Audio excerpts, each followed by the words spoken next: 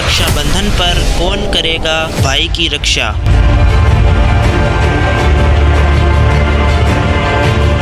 और भाई की रक्षा कौन करेगा? क्या रक्षाबंधन मनाना है व्यर्थ? ये काल के चलाए हुए अपने इस टाइम पास करने की खातिर, टाइम वेस्ट करने के लिए और हमें पीड़ित रखने के लिए एक ये रीति बना रखी है। कौन है हमारा असली रक्षक? जो रक्षक है उसको हम भूल चुके हैं। इन प्रश्नों को सुनकर आप में से कुछ लोग बोलेंगे कि हमारा त्योहार है, हम मना रहे हैं, इसमें आपको क्या दिक्कत आ रही है? तो भाइयों और बहनों, मैं आपसे कहना चाहूँगा कि पहले इस वीडियो को पूरा देखें, तब आपको पूरी बात समझ में आएगी। बात करेंगे एक ऐसे पर्व की जो भाई बहन के रिश्ते और प्रेम का प्रतीक है, जिसे हम रक्षाबंधन के नाम से जानते हैं। इसे राखी का पर्व भी कहा जाता है। यह पर्व हर साल श्रावण मास की पूर्णिमा को मनाया जाता है और पूरे भारत में और विश्व भर में बसे भारतीयों के बीच उत्साहपूर्वक मनाया जाता है। इस दिन बहनें अपने भाइयों की कलाई पर राखी बांधती हैं और उनकी दीर्घायु और सुख समृद्धि की कामना करती हैं। बदले में भाई अपनी बहनों को जीवन भर की सुरक्षा का वचन देते हैं। लेकिन क्या यह पर्व वास्तव में हमें पूरी सुरक्षा प्रदान कर सकता है? हर साल रक्षाबंधन का त्योहार मनाया जाता है, फिर भी अकाल मृत्यु की तादाद में कमी क्यों नहीं आई है? क्या केवल एक धागा हमें सुरक्षित रख सकता है, या हमें एक ऐसे सच्चे रक्षक की जरूरत है जो हर परिस्थिति में हमारी रक्षा कर सके? तो दर्शकों, आज हम इस स्पेशल एपिसोड में रक्षाबंधन से जुड़े कुछ अनसुलझे तथ्यों पर चर्चा करेंगे। हम जानने की कोशिश करेंगे कि इस पर्व की वास्तविकता क्या है और असली रक्षक कौन है। क्या हमें अपने पारंपरिक बंधनों पर निर्भरता को छोड़कर एक वास्तविक रक्षक की तलाश करनी चाहिए? सवाल नंबर 1, श्रावण पूर्णिमा और रक्षाबंधन का ऐतिहासिक महत्व क्या है और क्या हमारे पवित्र ग्रंथ इन परंपराओं का समर्थन करते हैं? श्रावण पूर्णिमा से जुड़ी कई कहानियां लोक में प्रचलित हैं, जिनमें से एक यह है कि इस दिन देवी लक्ष्मी ने राजा बलि को राखी बांधकर उसे रक्षा का वचन लिया था। एक अन्य कथा में यमराज और यमुना जी की कहानी सुनाई जाती है, जिसमें यमुना जी ने यमराज को राखी बांधकर उनसे अमरत्व का वरदान प्राप्त किया था। इसी प्रकार अलग अलग क्षेत्रों में अलग अलग कथाएं सुनाई जाती हैं जो श्रावण पूर्णिमा और रक्षाबंधन के पर्व से जुड़ी हैं। वहीं दूसरी ओर श्रावण पूर्णिमा के दिन भगवान शिव और विष्णु की पूजा का विशेष महत्व बताया जाता है। माना जाता है शिव जी ने समुद्र मंथन से निकले विष को धारण कर संसार की रक्षा की, जिसके बाद श्रावण मास में उनकी आराधना की परंपरा शुरू हुई। इस दिन भगवान विष्णु ने वामन अवतार लेकर राजा बलि से 3 पग भूमि मांगी और उन्हें पाताल लोक में भेज दिया। इस क्रिया के माध्यम से उन्होंने राजा बलि की प्रजा की रक्षा की, जिसे श्रावण पूर्णिमा के दिन विशेष रूप से पूजा जाता है।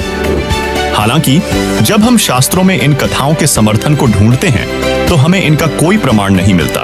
पवित्र वेद, गीता और अन्य पवित्र शास्त्रों में रक्षाबंधन और श्रावण पूर्णिमा से संबंधित इन कथाओं या परंपराओं का कोई उल्लेख नहीं है।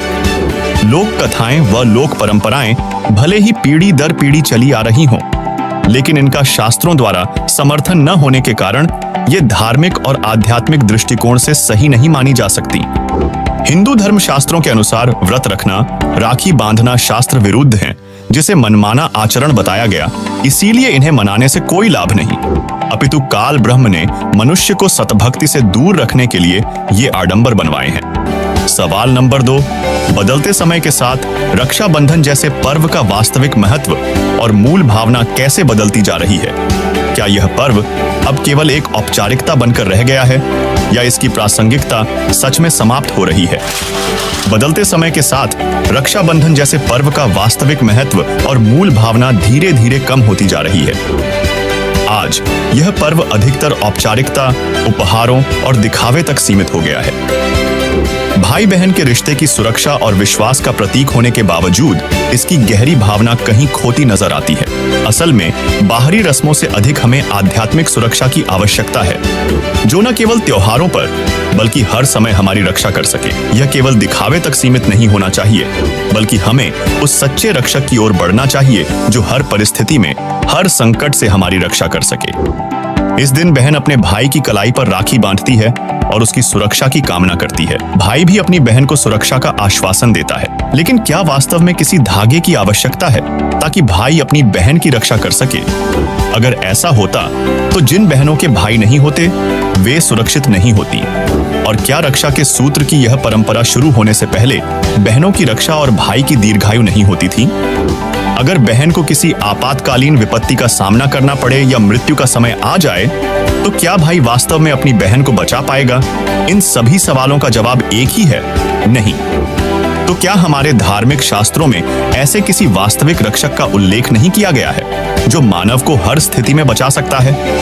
दर्शकों, ऐसा नहीं है। हमारे पवित्र सद्ग्रंथों में उस सच्चे रक्षक की जानकारी दी गई जो हर परिस्थिति में हमारी रक्षा कर सकता है। लेकिन अब तक हमें यह बताने वाला सच्चा संत नहीं मिला था जो सद्ग्रंथों का सत्य ज्ञान बता सके। तो चलिए जानते हैं अपने वास्तविक रक्षक के विषय में।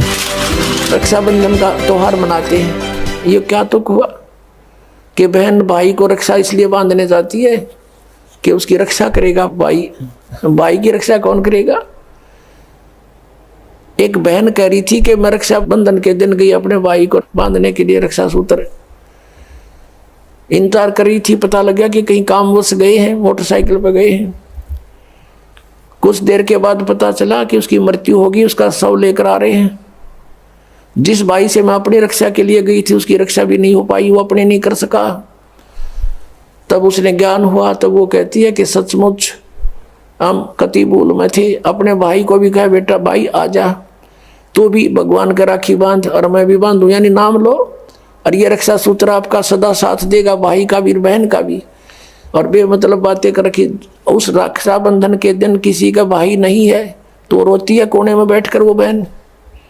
फिर ये बात का सिस्टम, जिस बहन का भाई नहीं है वह दूसरों के मुंह की तरफ देखती है, कौन आएगा हमारे घर।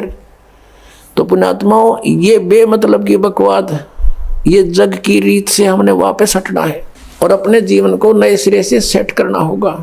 यदि भक्ति करना चाहते हो, समाज के भाव में बहना है तो नो प्रॉब्लम, आप कुछ भी करो, वो आपकी मर्जी। लेकिन भक्ति नहीं चलेगी। तो इस प्रकार हम इन क्रियाओं से भी सावधान होना है, अपने आप को बचा के रखना है, तब हमारी भक्ति प्रफुल्लित। इससे स्पष्ट है कि त्योहारों की खुशी अस्थिर है और केवल एक या कुछ ही दिनों तक सीमित होती है। ये ना तो कोई लाभ दे सकते हैं और ना ही सुरक्षा प्रदान कर सकते हैं। असली खुशी और वास्तविक रक्षा केवल पूर्ण परमात्मा की सद्भक्ति से ही प्राप्त हो सकती है। वही हर परिस्थिति में हमारी रक्षा करता है। लेकिन वह परमात्मा कौन है, इसका खुलासा हम आगे अपनी इसी वीडियो में करेंगे। सवाल नंबर 3। श्रावण पूर्णिमा के दिन रक्षाबंधन के अवसर पर मनोकामना पूर्ति के लिए देवी देवताओं को राखी बांधने या राखी चढ़ाने की परंपरा भी कई स्थानों पर प्रचलित है। लेकिन क्या वास्तव में देवी देवता हमारी रक्षा कर सकते हैं? रक्षाबंधन के दिन देवी देवताओं को राखी बांधने या राखी चढ़ाने की भी परंपरा है। यह मान्यता है कि ऐसा करने से देवी देवता प्रसन्न होते हैं और भक्तों की इच्छाएं पूरी करते हैं। परंतु दर्शकों, पवित्र शास्त्रों में यह प्रमाणित है कि देवी देवता साधक को केवल उसके किए हुए कर्मों का फल ही प्रदान कर सकते हैं। वही दर्शकों, हम सभी विष्णु जी के अवतार श्री राम और श्री कृष्ण जी के कष्टमय जीवन से परिचित हैं तथा भस्मासुर की कथा से भी खूब परिचित हैं, जिसमें शिव जी अपनी जीवन रक्षा के लिए भागे भागे फिर रहे थे। अब विचार करें, जब ये देवी देवता अपनी रक्षा स्वयं नहीं कर सकते तो हमारी कैसे कर देंगे? सवाल नंबर 4। आखिर कौन है वह जीवन रक्षक पूर्ण परमात्मा जो साधक की आयु भी बढ़ा सकते हैं, यानी हमारा वास्तविक रक्षक जो पूर्णतः हमारी रक्षा कर सकता है? पवित्र धर्म ग्रंथों में इस विषय में क्या उल्लेख मिलता है? दर्शकों, समाज में परमात्मा को लेकर अनेक भ्रांतियां व्याप्त हैं। कोई शिव जी को पूर्ण परमात्मा मानता है तो कोई भगवान विष्णु जी को। कुछ लोग परमात्मा को निराकार मानते हैं और शास्त्रों को त्याग कर मनमानी भक्ति क्रियाएं करते हैं। इसके चलते लोगों को वह पूर्ण लाभ यानी उनकी जीवन रक्षा नहीं हो पाती और वास्तविक आत्मिक सुख प्राप्त नहीं हो पाता है जिसकी उन्हें चाह होती है। सवाल नंबर 5। समाज में अनेक बंधन हैं, जिनमें से कुछ पवित्र तो कुछ रूढ़िवादी हैं। वहीं जन्म, मृत्यु और बुढ़ापा जैसे बंधन भी हैं, जिनसे संपूर्ण मानव समाज गंभीर तरीके रूप से जकड़ा हुआ। आखिर इन बंधनों से मुक्ति कैसे पाई जाए? वर्तमान समय में मानव भय और असुरक्षा में जी रहा है। मानवता दहेज, रूढ़िवादिता, पाखंड, अंधविश्वास और दुष्कर्म जैसी बुराइयों से शर्मसार हो रही है। इन समस्याओं से तब तक मुक्ति संभव नहीं है जब तक आत्मा को सच्ची मुक्ति नहीं मिल जाती। मुक्ति का अर्थ केवल मृत्यु के बाद की शांति नहीं, बल्कि जन्म मरण के इस चक्र से हमेशा के लिए छुटकारा पाना है। यह मुक्ति केवल तत्वदर्शी संत अर्थात पूर्ण संत के ज्ञानोपदेश से संभव है। ऐसे संत की आजीवन मर्यादा में रहकर भक्ति करने से ही सच्चा मोक्ष प्राप्त हो सकता है। दर्शकों, वर्तमान में वह तत्वदर्शी संत कोई और नहीं बल्कि संत रामपाल जी महाराज जी हैं, जो सभी पवित्र शास्त्रों के अनुसार पूरे विश्व को पूर्ण मोक्ष देने वाले भक्ति के सांकेतिक मंत्र ओनुम तत् सत प्रदान कर रहे हैं, जिससे मानव को सच्ची सुरक्षा और शांति प्राप्त हो सकती है। सवाल नंबर 6। अब सवाल उठता है कि लोक कथाओं से हटकर क्या भक्ति से असल में किसी की रक्षा हुई है? निस्संदेह कबीर परमेश्वर ही सबकी रक्षा करते हैं, लेकिन उनकी गुप्त लीलाओं की खबर किसी को नहीं होती। जैसा कि वेद बताते हैं कि परमात्मा अपनी जानकारी स्वयं ही देते हैं या उनके भेजे हुए संत देते हैं। इस संदर्भ में परमेश्वर कबीर जी का साक्षात्कार करने वाले महान संत दादू जी ने अपनी वाणी में बताया है, करे करावे साइयां मन में लहर उठा, दादू सिरधर जीव के आप बगल हो जा। आप ही इन बातों पर विचार करो कि क्या रक्षाबंधन से लोगों की सच में रक्षा होती है? क्या कर्म के बंधन यानी जो प्रारब्ध के कर्म हैं वो टल जाते हैं? क्या भाई बहन के जीवन के संकट राखी के धागे से रोके जा सकते हैं? क्या व्यक्ति अपने भाग्य के अनुसार मृत्यु को प्राप्त नहीं होगा? क्या किसी दुर्घटना में मारे गए व्यक्ति की बहन ने उसके लिए रक्षाबंधन में ये प्रार्थना नहीं की होगी? जैसे इस आर्टिकल में देखिए, रक्षाबंधन पर्व मनाने जा रहे 2 युवकों की दुर्घटना में मौत। रक्षाबंधन से पहले दर्दनाक हादसा, सुनी रह गई कलाई। भाई को राखी बांधने जा रही बहन की हादसे में मौत। राखी बांधने जा रहे थे, कुत्ते को बचाने के चक्कर में बहन की मौत गई और ये हादसा रक्षाबंधन के दिन ही का था। और दोस्तों, विचार करो कि शहीद होने वाले सैनिकों की बहन ने अपने भाई के लिए क्या दुआ नहीं मांगी होगी।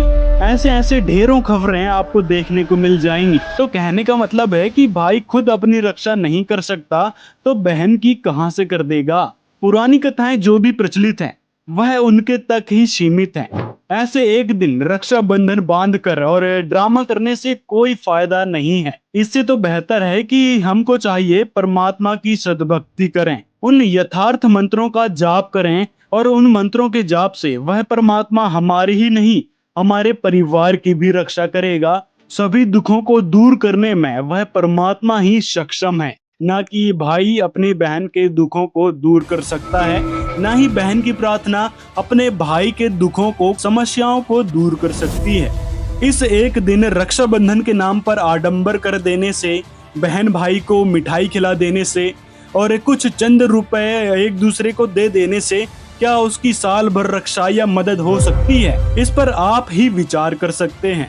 अब आप सोचेंगी कि क्या हमारे पूर्वज पागल थे जो रक्षाबंधन का त्योहार मनाते आ रहे हैं, रीति रिवाज परंपराएं करते आ रहे हैं? तो जवाब है कि वो लोग शिक्षित नहीं थे, बस देखा देखी कोई भी क्रिया शुरू कर देते थे। जैसे उनको किसी ने बता दिया कि पीपल के पेड़ की पूजा करने से, उस पर जल चढ़ाने से बहुत फायदा होता है, सारे दुख दूर हो जाते हैं, तो बस हमारे पूर्वज लग गए उसी काम में। ऐसा ही कई सारे उदाहरण देखने को मिल जाता है। जैसे कुत्ते की मूर्ति बनाकर पूजा करने लग जाते हैं। तो कहने का मतलब है कि उनको जितना ज्ञान था उसी हिसाब से वो लोग करते थे। बेचारे उनको पता ही नहीं था कि हम करने क्या लग रहे हैं और हमारे पवित्र सदग्रंथों में लिखा क्या है। बस पंडित और जो हमारे गुरु थे, जो हमारे धर्म गुरु थे, बस उनके द्वारा मन घड़ंत साधना बताने के चक्कर में आज हमको कोई आध्यात्मिक लाभ परमात्मा से नहीं मिल रहे हैं। हमको चाहिए कि हम पवित्र सदग्रंथों के अनुसार भक्ति करें। जो पवित्र गीता, पवित्र वेदों में लिखी बातें हैं उनका अनुसरण करें। आज के समय में केवल संत रामपाल जी महाराज ही सत भक्ति बता रहे हैं, वो भी सदग्रंथों के अनुसार, जिस भक्ति से सभी भक्त समुदाय को लाभ मिल रहे हैं। जिसके बारे में उन्होंने सोचा तक नहीं था। साथ में अकाल मृत्यु से भी बचाव वह पूर्ण परमात्मा करता है और सद्भक्ति करने वालों के साथ अनेकों चमत्कार होते रहते हैं। तो दोस्तों, संत रामपाल जी से नाम दीक्षा लेने के लिए अभी इस नंबर पर मिस कॉल करें। अगर दोस्तों वीडियो पसंद आया हो तो इस वीडियो को ज्यादा से ज्यादा अपने भाई बहनों मित्रों तक शेयर करें, ताकि वो लोग समझ पाए कि वो करने क्या लग रहे हैं और किस प्रकार उनको अपना जीवन व्यर्थ होने से बचाना चाहिए, और कौन वह परमात्मा है जिससे दोनों भाई और बहन की रक्षा होगी। साथ में उनको इस वीडियो से जानने को मिलेगा कि आखिर हमको क्या करना चाहिए जिससे हमारी जीवन की रक्षा हो, हमारे दुख और आपत्ति टले।